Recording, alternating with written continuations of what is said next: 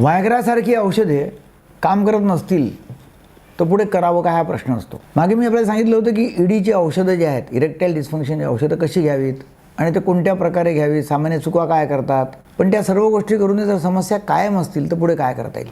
तर आपण नेमकं आज हेच पाहणार आहोत की व्हायग्रासारख्या ज्या गोळ्या आहेत त्यासोबत आणखीन आपल्याला काय जोडता येईल ज्यामुळे इरेक्शन अधिक मजबूत होईल आणि टिकाऊ होईल. इरेक्टाईल डिस्फंक्शन खूप सामान्य आहे, म्हणजे खूप सामान्य समस्या आहे. 2026पर्यंत जगातील सुमारे 300 दशलक्ष पुरुषांना ही समस्या होईल असा अंदाज आहे. ईडीची व्याख्या काय आहे की पुरुषाला लैंगिक संबंधासाठी पुरेसा इरेक्शन मिळवणे किंवा टिकवून ठेवणे सतत कठीण होणे, नेहमी प्रॉब्लेम येत जातो. औषधं कोणती कोणती आहेत? बरीच आहेत. व्हायग्रासारखी, त्यांना म्हणतात PDE5 इनिबिटर्स. त्यामध्ये सिल्डेनाफिल, टाडालाफिल, वर्दानाफिल, ॲव्हॅनाफिल ही औषधे ऑन डिमांड म्हणजे लैंगिक संबंधापूर्वी घेतली जातात. पण कधीकधी ही औषधे अपेक्षित परिणाम देत नाहीत. लक्षात ठेवा, काही वेळा पूर्ण परिणाम दिसण्यासाठी 6 ते 8 वेळा प्रयत्न करावे लागतात. तरी या औषधांचा प्रभाव 70 ते 80% असतो. म्हणजेच 20 ते 30% पुरुषांमध्ये ही औषधे नीट काम करत नाहीत. ते औषधे काम कशी करतात? ही औषधे शरीरातील एका एन्झाईमच्या क्रियेला कमी करतात, ज्यामुळे CGMP सायक्लिक गुआनोसिन मोनोफॉस्फेट नावाचे रसायन वाढतं. हे रसायन इरेक्शन प्रक्रियेसाठी खूप महत्त्वाचं आहे. ही औषधे इरेक्शन टिकवून ठेवण्यास मदत करतात, पण मूळ कारण दूर करत नाहीत. ईडीचे मुख्य कारण काय असतं? ईडीचे मुख्य कारण बहुतेक वेळा रक्तपुरवठ्याची समस्या असते, म्हणजे व्हॅस्क्युलर प्रॉब्लेम असतो. आणि यामध्ये सगळ्यात जास्त आहे उच्च रक्तदाब, कोलेस्ट्रॉल जास्त असणे, मधुमेह इत्यादी. म्हणून इरेक्टाईल डिस्फंक्शनचा उपचार करताना मूळ कारण शोधणं आणि त्यावर उपचार करणं सर्वात महत्त्वाचं आहे. आता पुढचा उपचार काय? एक तर आहे पेनाइल इंजेक्शन. जर औषधे काम करत नसतील तर डॉक्टर इंट्राकॅव्हर्नोझल इंजेक्शन सुचवतात. म्हणजे हे औषध थेट पेनिसमध्ये इंजेक्ट केलं जाते, ज्यामुळे रक्तप्रवाह वाढतो. ही पद्धत खूप प्रभावी असली तरी अनेक पुरुषांना इंजेक्शन घेण्याची भीती वाटते. मला पाहूया की औषधांच्या बरोबर आणखीन काय जोडता येईल. तर एकतर daily tadalafil plus on demand औषध हा सर्वात लोकप्रिय कॉम्बिनेशनचं ट्रीटमेंट आहे. म्हणजे यामध्ये काय होतं की दररोज 5 मिलीग्राम टाडालाफिल आणि आवश्यकतेनुसार सिल्डेनाफिल किंवा टाडालाफिल घेतलं जातं. मग का उपयुक्त आहे? सामान्य परिस्थितीमध्ये पेनिसमध्ये ऑक्सिजन कमी असतो, इरेक्शन झाल्यावरच रक्तप्रवाह वाढतो. सामान्य पुरुषांमध्ये दररोज रात्री 3 ते 5 वेळा म्हणजे स्पॉन्टेनियस इरेक्शन येत राहतं. याला म्हणतात नॉक्चर्नल इरेक्शन्स.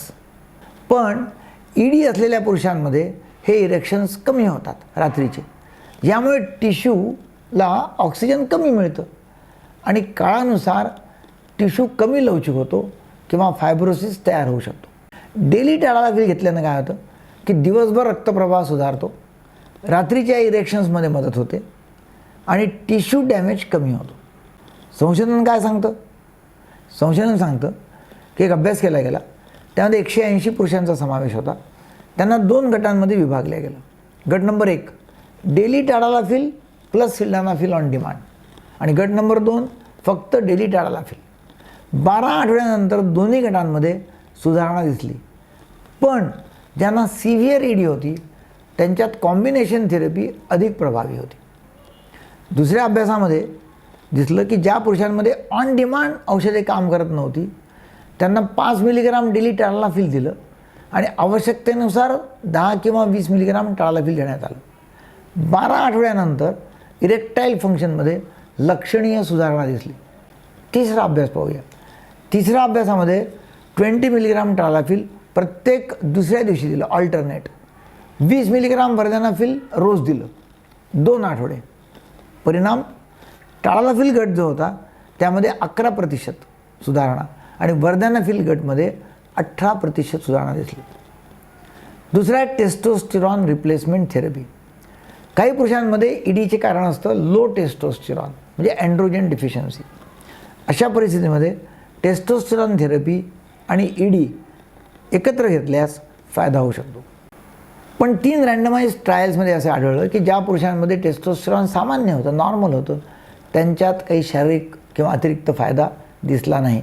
फक्त 3 ते 6% पुरुषांमध्ये लो टेस्टोस्टेरॉन हे ईडीचे मुख्य कारण असते. तरीही ईडी असल्यास टेस्टोस्टेरॉन तपासणे उपयोगाचे आहे. नंबर 3 अँटीऑक्सिडंट्स जोडणे. अँटीऑक्सिडंट्स ईडीमध्ये मदत करू शकतात. त्यामध्ये एल-अर्जिनिन आहे, प्रोपिओनिल, एल-कार्निटिन आहे. एल-अर्जिनिन हे नायट्रिक ऑक्साईडचे प्रिकर्सर आहे. नायट्रिक ऑक्साईड इरेक्शन सुरू करण्यासाठी महत्त्वाचं असतं. प्रोपिओनिल, एल-कार्निटिन हे अँटीऑक्सिडंट आहे. हे रिॲक्टिव्ह ऑक्सिजन स्पीसीज कमी करतो. ROS नायट्रिक ऑक्साईड नष्ट करतात, त्यामुळे इरेक्शन प्रक्रिया कमकुवत होतं. एक संशोधन काय सांगतं की एका सिस्टमॅटिक रिव्ह्यूमध्ये 300पेक्षा जास्त रुग्णांचा समावेश होता. त्यांना एल-अर्जिनिन 2.5 ते 5 मिलीग्राम दिलं प्रतिदिन किंवा प्रोपिओनिल, एल-कार्निटिन 2 ग्राम प्रतिदिन दिलं. सिल्डेनाफिल पण देण्यात आलं. बहुतेक अभ्यासांमध्ये इरेक्टाईल फंक्शनमध्ये सुधारणा दिसली. नंबर 4 फोलिक ॲसिड आणि इतर काही औषधं. काही अभ्यासांमध्ये असं आढळलेलं आहे की ईडीमध्ये जर आपण वापरून पाहिलं तर फार फायदा होतो. Number 1 metformin, number 2 folic acid, number 3 finasteride, number 4 blood pressure औषधे. काही ठिकाणी परिणाम आशादायक होते पण अभ्यास लहान होते. विशेषतः ज्या पुरुषांमध्ये फोलिक ॲसिड कमी असतं किंवा हायपर होमोसिस्टिनिमिया असतो त्यांना फायदा होऊ शकतो. हे ब्लड टेस्टद्वारे तपासता येतं. Number 5 शॉकवेव्ह therapy. शॉकवेव्ह म्हणजे इमर्जिंग ट्रीटमेंट आहे. यामध्ये साऊंड वेव्हज पेनिस टिश्यूवर दिल्या जातात.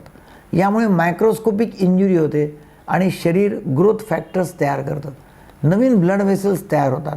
यामुळे ब्लड फ्लो सुधारतो. 2020मध्ये एक संशोधन केलं गेलं. त्यामध्ये 922 पुरुषांचा समावेश होता. हे पुरुष प्रॉस्टेट कॅन्सर सर्जरीनंतर ईडीने त्रस्त होते. त्यांना डिलिटाडालाफिल आणि 8 सेशन्स शॉकवेव्ह थेरपी दिल्यानंतर इरेक्टाईल फंक्शनमध्ये लक्षणीय सुधारणा दिसली. तरी या क्षेत्रात अजून अधिक संशोधनाची गरज आहे. निष्कर्ष काय?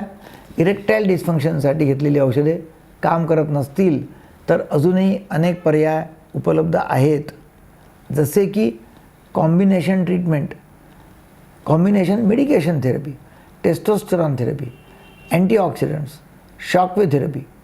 तर हे जर केलं तर डेफिनेटली लोकांना फायदा होऊ शकतो. सर्वात महत्त्वाची गोष्ट म्हणजे ईडीचे मूळ कारण शोधणे आणि त्यावर उपचार करणे आवश्यक आहे.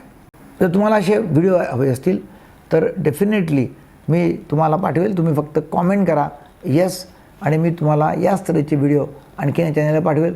चॅनल लाईक करा, सबस्क्राईब करा आणि शेअर करा. थँक्यू.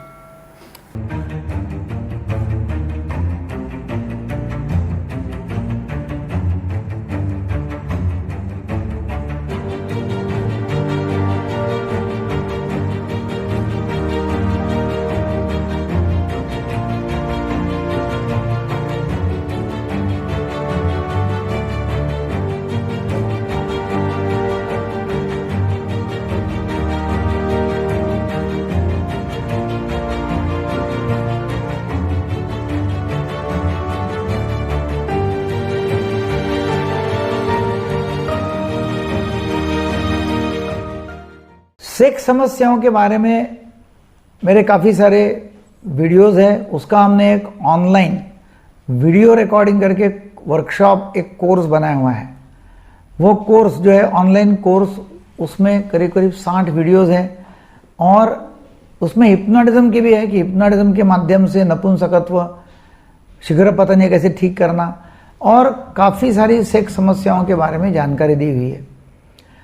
वो समस्याओं की जानकारी से आपकी सभी सेक्स समस्याओं का समाधान हो सकता है. तो ये आप ऑनलाइन रिकॉर्डिंग कोर्स जो है, तो ये ऑनलाइन रिकॉर्डेड कोर्स आप हमारे ऐप से ले सकते हैं. उसका डिस्क्रिप्शन नीचे दिया हुआ है, लिंक दी हुई है ऐप की. और वैसे ही आप टेलीग्राम ग्रुप से आप यदि जुड़ जाते हैं, हमारे व्हाट्सएप ग्रुप से जुड़ जाते हैं या वेबसाइट से, तो आपको ये ऑनलाइन कोर्स के बारे में जानकारी हो जाएगी. ये ऑनलाइन कोर्स करके आपके सभी समस्याओं का समाधान हो जाएगा. आप नीचे जो नंबर दिए उसके ऊपर भी कॉल करके वो ऑनलाइन कोर्स खरीद सकते हैं. इंस्टा मोजो की भी लिंक दी हुई है, उसमें आप डायरेक्ट पेमेंट कर सकते हैं. Thank you very much.